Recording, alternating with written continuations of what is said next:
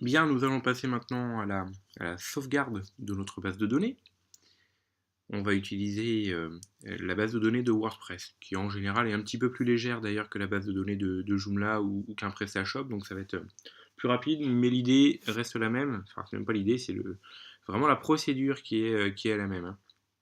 Je me connecte à mon local host et je vais lancer l'outil phpMyAdmin. Je vous rappelle que quand vous êtes sur WAMP, vous avez directement le petit bouton quand vous faites un clic gauche sur le bouton vert de WAMP qui vous renvoie vers phpMyAdmin. Voilà, c'est un utilitaire qui permet de visionner plus simplement les bases de données.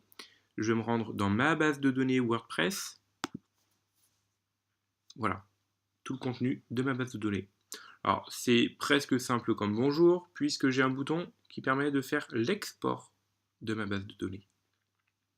Exporter, voilà, méthode d'exportation rapide. Le format SQL, c'est le format le plus répandu, on va dire.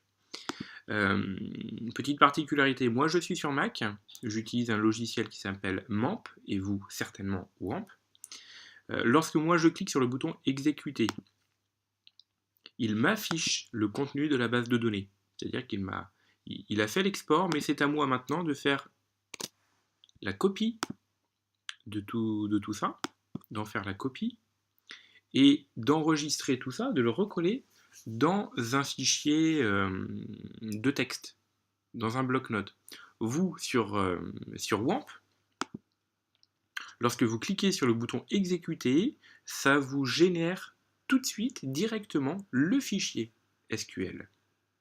Donc ça vous le télécharge, ça vous l'envoie, je pense, dans le dossier téléchargement.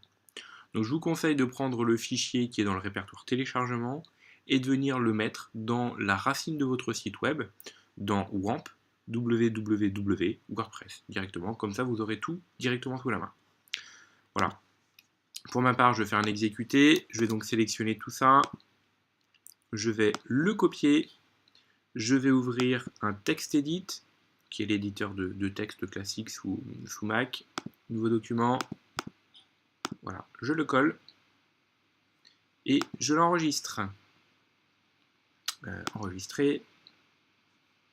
Je vais le stocker pas n'importe où. Je vais le stocker dans mon répertoire 3W et même dans mon WordPress. Voilà. Et je vais l'appeler, voilà, wordpress.sql. Attention, hein, quand vous êtes sur Mac, vous avez beau indiquer ici wordpress.sql, derrière il vous écrit .rtf. Voilà, donc il faudra juste faire attention à ça. Donc je l'enregistre dans mon WordPress. Alors, sous Mac, hein, qu'est-ce que ça me donne en fait? Répertoire 3W, mon WordPress, il est ici. Et voilà, voilà le fichier que je viens à l'instant de concevoir. Ben, j'ai juste à l'éditer. En fait, il y a supprimé le .rtf derrière. Voilà. Ce qu'il faut surtout, c'est avoir un fichier comme ici. Voilà. Il faut surtout avoir un fichier au format wordpress.sql. Voilà, ça c'est notre base de données. Elle est très importante. Vous pouvez éventuellement le vérifier en l'ouvrant avec un logiciel comme TextEdit, entre autres. Voilà, celui que je vous ai indiqué tout à l'heure, ou avec votre blog. Voilà. Donc ça, c'était vraiment juste une petite particularité, une petite parenthèse pour Mac. Je répète que pour PC, c'est beaucoup plus simple.